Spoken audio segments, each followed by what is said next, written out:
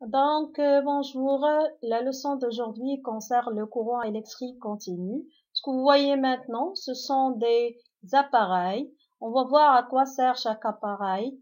Donc, vous avez ici l'appareil en blanc, il s'agit d'un multimètre. Celui du milieu, l'appareil du milieu, c'est le l'ampèremètre, alors que la troisième est le multimètre. Donc, une petite introduction. Nous savons que le courant électrique continu est produit par des générateurs avec différents pôles. C'est-à-dire, nous avons un pôle positif et un pôle négatif. Nous avons déjà vu que les récepteurs, comme la lampe, comme l'interrupteur, comme le moteur, n'ont pas de pôles différents. Ça veut dire leurs pôles sont identiques. Par contre, le générateur, par exemple, contient un pôle positif et un pôle négatif. Donc, tel que la batterie, le générateur utilisé dans le laboratoire, est soit égal, soit les deux lettres D, C, ou bien parfois on trouve CC, mais généralement on a les deux lettres DC. Sachant qu'il y a encore un autre type de courant électrique, c'est le courant électrique alternatif que vous allez voir l'année prochaine, Inch'Allah. Donc, premièrement, on va chercher le sens conventionnel du courant électrique. C'est pourquoi nous avons besoin de faire une expérience. Dans cette expérience, on réalise un circuit électrique comportant une pile, une lampe, des fils de connexion et une diode. Donc, est la suivante. Donc, vous avez la pile, la diode et la lampe dans le premier cas et dans le deuxième cas. Donc, qu'est-ce qu'on remarque? Dans le premier cas, la lampe brille. Dans le deuxième cas, la lampe ne brille pas. Donc, dans le premier cas, la lampe brille car la diode laisse passer le courant électrique. Et dans le deuxième cas, la diode ne laisse pas passer le courant électrique. On dit que dans un circuit électrique, à l'extérieur du générateur, le courant électrique circule de la borne positive vers la borne négative à l'extérieur du générateur. Donc, quel est le rôle de la diode? La diode ne laisse passer le courant électrique que dans un seul sens. C'est le sens passant et c'est le sens qui correspond à la flèche sur la diode. Donc, le sens du courant électrique que nous avons dit qu'il est du pôle positif vers le pôle négatif s'appelle le sens conventionnel du courant électrique. Donc, pour représenter ce sens, on utilise une flèche sur le circuit. Donc, vous avez ici le schéma qui montre et la flèche en rouge qui montre le sens du courant électrique continu. Donc maintenant, on passe à la première grandeur qui caractérise le courant électrique continu, c'est l'intensité du courant électrique. Donc, notion de l'intensité du courant électrique. Pourquoi on peut parler d'une intensité du courant électrique? C'est pourquoi on réalise cette expérience. On réalise les deux circuits électriques suivants. Vous avez un circuit électrique qui contient uniquement une lampe, une pile, des fils de connexion et la flèche en rouge qui montre le sens conventionnel du courant électrique, le sens du passage du courant électrique. Donc, dans le deuxième cas, on va ajouter à la première lampe une deuxième lampe L2 qui serait en série avec la première lampe L1. Ça veut dire L2 est à la suite de L1. Donc, remarquez bien la luminosité des deux lampes ou bien de la lampe L1 a diminué.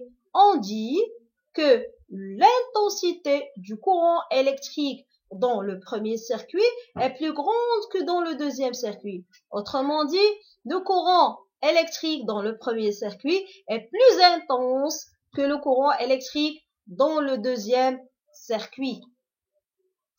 Donc, pour la conclusion, Donc, bien sûr, l'observation, c'est déjà dit. On remarque que la luminosité des deux lampes dans le montage 2 est plus faible que celle de la lampe du montage 1. On dit alors que l'intensité du courant circulant dans le premier circuit est supérieure ou bien plus grande à l'intensité du courant circulant dans le deuxième circuit. Donc, en conclusion, on peut conclure que le courant électrique continu est caractérisé par une grandeur physique mesurable appelée l'intensité du courant électrique. Ce terme intensité, cette grandeur intensité commence par la lettre I. C'est pourquoi on la symbolise par la lettre I. Puisqu'il s'agit d'une grandeur mesurable, alors il possède aussi une unité de mesure. L'unité de l'intensité du courant électrique est l'ampère qu'on symbolise par la lettre A. Vous avez l'ampère, c'est l'unité de mesure. Nous avons aussi les sous-multiples de l'ampère. Comme vous voyez ici, vous avez le milliampère et le microampère, tel que 1 milliampère égale à 0,01 ampère, 1 microampère égale à 0,501 ampère. Maintenant, comment peut-on, puisqu'il s'agit d'une grandeur mesurable, donc comment peut-on mesurer cette intensité du courant électrique? On mesure tout simplement l'intensité du courant électrique à l'aide d'un appareil qui s'appelle l'ampèremètre. Donc, bien sûr, on va introduire l'ampèremètre dans le circuit pour pouvoir mesurer l'intensité. Cet appareil d'ampèremètre est toujours branché en série. Ça veut dire qu'on doit l'introduire à la suite des dipôles qui se trouvent dans le circuit. Le symbole de cet appareil et l'ampèremètre est un cercle dans lequel on met la lettre A, sachant que l'ampèremètre est un dipôle qui contient aussi deux bornes différentes, deux pôles différents. Il contient un pôle positif et un pôle négatif. Donc, ces bornes ne sont pas identiques. Donc, pour calculer cette intensité du courant électrique, nous avons besoin d'une formule que nous avons déjà détaillée dans le cours. C'est que l'intensité du courant électrique égale au calibre multiplié par le nombre de graduations indiquées par l'aiguille divisé par le nombre total de graduations. Donc, cette expression qui nous permet de mesurer l'intensité du courant électrique est déjà détaillée dans le cours, sachant que l'ampèremètre contient un cadran. On parle de l'ampèremètre à aiguille qui contient un cadran. Sur le cadran, vous avez des divisions, vous avez des graduations. La première chose, avant de faire, comme déjà dit, avant de prendre les mesures, on commence toujours par le plus grand calibre pour éviter de détériorer l'appareil. C'est quoi le calibre? Le calibre, tout simplement, c'est l'intensité maximale que peut mesurer l'ampèremètre. Ça veut dire, si je dépasse le calibre, automatiquement, l'appareil sera détérioré. Donc, et on fait diminuer le calibre jusqu'à l'obtention d'une meilleure déviation de l'aiguille. C'est quoi une meilleure déviation de l'aiguille? C'est à peu près plus que la moitié, un tout petit peu. Donc, si vous avez une bonne déviation de l'aiguille, vous avez choisi le calibre, donc vous pouvez tout simplement calculer I en appliquant cette formule. Donc ici, par exemple, vous avez le circuit électrique simple qui contient deux lampes. Nous avons introduit un ampèremètre. Donc, dans l'introduction de l'ampèremètre, comme déjà dit, il faut toujours attacher la borne négative avec la borne négative et la borne positive avec la borne positive du générateur. Donc, vous avez un ampèremètre à 2. Ici, vous avez un ampèremètre à 1. Donc, il manque ici un rang. Donc, ici, dans le premier cas, on va faire une comparaison des deux intensités et voir si vraiment l'intensité du courant qui circule dans le circuit 1 est plus grande que celle qui circule dans le circuit 2. Donc, les résultats, les voilà.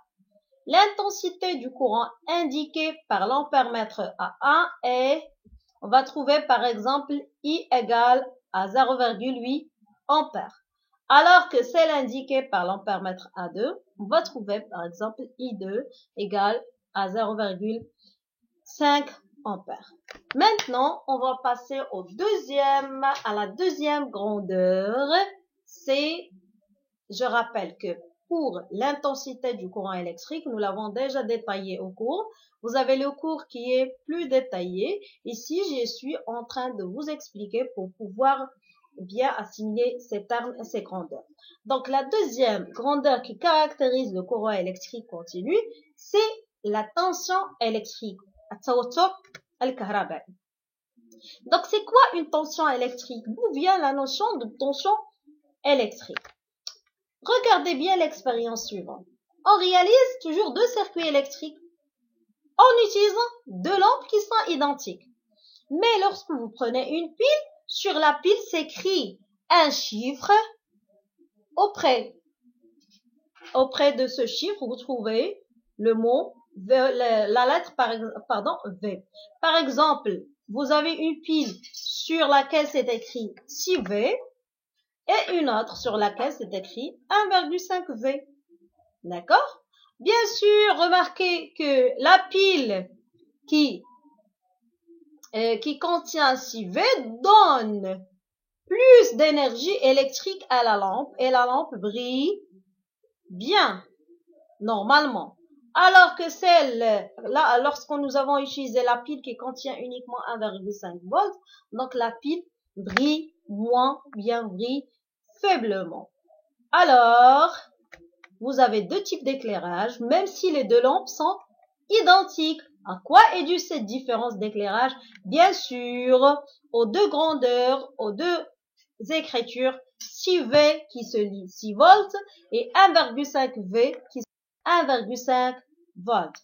Donc, on observe que les lampes ne s'allument pas de la même manière dans les deux circuits, car la pile qui porte l'indication 6 volts, tout simplement, produit un courant électrique supérieur à celle qui porte l'indication 1,5 volts.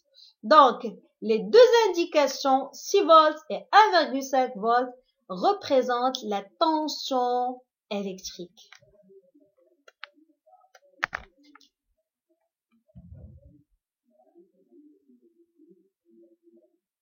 Maintenant, quelle est la relation entre l'intensité et la tension? Bien sûr, il y a une relation. Lorsque la tension électrique est importante, l'intensité électrique aussi est importante. Donc, l'intensité du courant augmente lorsque la tension augmente. Et donc, pour la conclusion, la tension électrique entre deux points d'un circuit est la différence électrique et la différence de potentiel, vous allez le voir après. Donc, entre ces deux points, la tension électrique est notée U. C'est pas ici, c'est pas comme l'intensité commence par la lettre I, on la note. Donc, on la symbolise, bien on la note I. Ici, même si la tension commence par la lettre T, mais la tension électrique est notée U. Son unité, comme vu dans les indications, est le volt qu'on note V, bien qu'on symbolise par la lettre V. Donc, quelle est maintenant, comme toute unité, vous avez des multiples et des sous-multiples ici. Donc, on peut avoir des multiples de volts et on peut aussi avoir des sous-multiples de volts. Pour les sous-multiples, vous avez par exemple le microvolt et le millivolt. Le microvolt, c'est comme le milliampère, le microampère, donc c'est la même chose, ça revient au même. Donc, le microvolt, c'est 0,501 volts. Le millivolt, c'est 0,2200 volts. Alors que 1 kilovolt, c'est comme 1 kilogramme, 1 kilomètre, c'est toujours 1000. Ici, vous avez 1 kilovolt. Maintenant, comment on peut mesurer la tension électrique? Si l'intensité électrique se mesure à l'aide de l'ampèremètre qui se branche en série, en attachant la borne négative avec la borne négative du générateur et la borne positive avec la borne positive du générateur, alors, pour la tension électrique, on utilise un autre type d'appareil, c'est le voltmètre.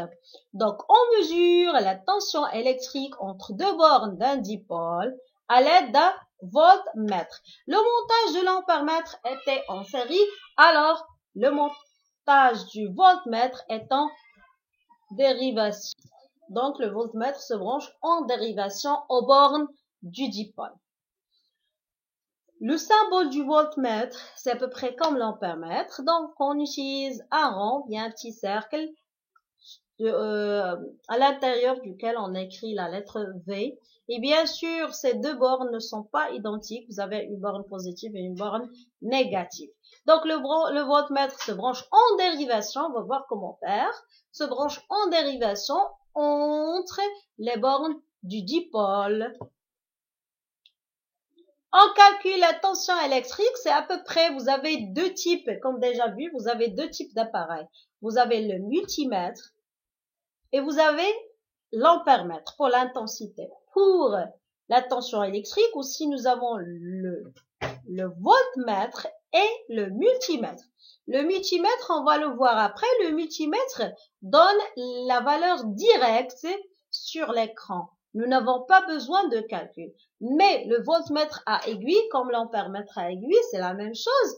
Donc, il faut voir une formule qui nous aide de faire les calculs et de chercher la valeur de la tension électrique.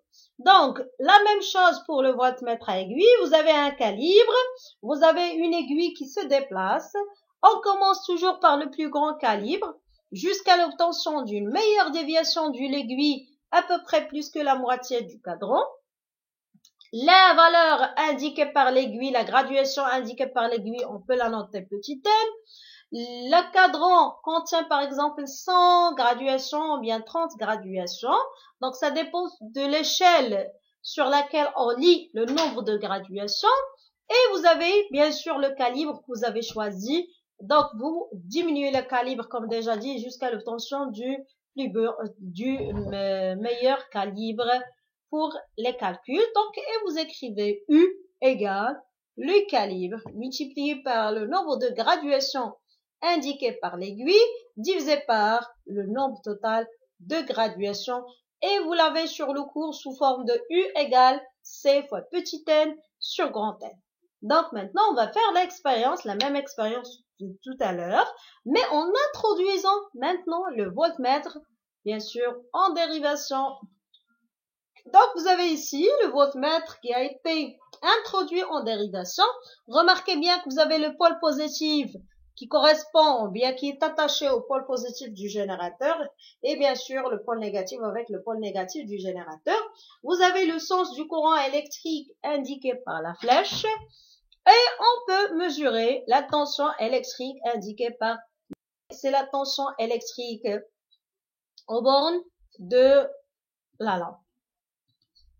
Donc, la tension aux bornes de la lampe est indiquée, donc on peut la calculer. Donc, on remarque que la tension électrique aux bornes de la lampe est égale à la tension électrique aux bornes du générateur. Vous avez tout à l'heure le générateur égal à 6 volts. Là aussi, vous allez trouver la valeur 6 volts parce que tout simplement, il y a une adaptation de tension entre la lampe et le générateur. La lampe a besoin de 6 volts pour s'allumer normalement. Le générateur lui fournit 6 volts de tension. Donc, comment cette adaptation entre la lampe et le générateur? Remarquez le circuit suivant. Donc, vous avez deux circuits, mais avec deux lampes qui sont identiques. Vous avez un troisième, mais les trois lampes sont identiques. 12 volts, 6 volts, 4,5 volts. Lorsque la lampe du milieu Normalement, on va considérer qu'il est allumé normalement, brille normalement. On dit qu'il y a une adaptation entre la tension du générateur et entre la tension nominale de la lampe. Sachant que chaque lampe possède une tension nominale. C'est quoi une tension nominale? C'est une valeur de tension qui s'écrit sur la lampe et qui correspond à la tension avec laquelle la lampe fonctionne normalement. Ça veut dire pour une brillance normale de la lampe. Ça s'appelle la tension nominale. Si la tension nominale de la lampe est 6 volts, si je donne à la lampe 12 volts, c'est que j'ai dépassé sa tension nominale. J'ai dépassé ce qu'il lui faut. Dans ce cas, on parle d'une surtension et cette lampe peut fonctionner pendant peu de temps et peut griller tout simplement. Alors que lorsque je donne à une lampe qui fonctionne avec 6 volts, une pile qui produit uniquement une tension de 4,5 volts, bien sûr, la lampe brille faiblement et on parle d'une sous-tension de la lampe. Donc, pour le montage 1, vous avez, pour le montage numéro 1, la tension du générateur, c'est 4,5. La tension de la lampe nominale, c'est 6 volts. La brillance de la lampe est faible. Alors, si la tension de générateur est 6 volts, la tension nominale de la lampe est 6 volts aussi. Donc, nous avons une adaptation. Alors, il brille, la lampe brille normalement. Si la tension du générateur maintenant est 12 volts et que la lampe brille normalement uniquement sous une tension de 6 volts, on parle d'une surtension et nous avons une forte brillance, mais la durée de vie de la lampe dans ce cas est vraiment courte. Donc, conclusion, la lampe est sous tension si sa tension nominale est supérieure à la tension du générateur.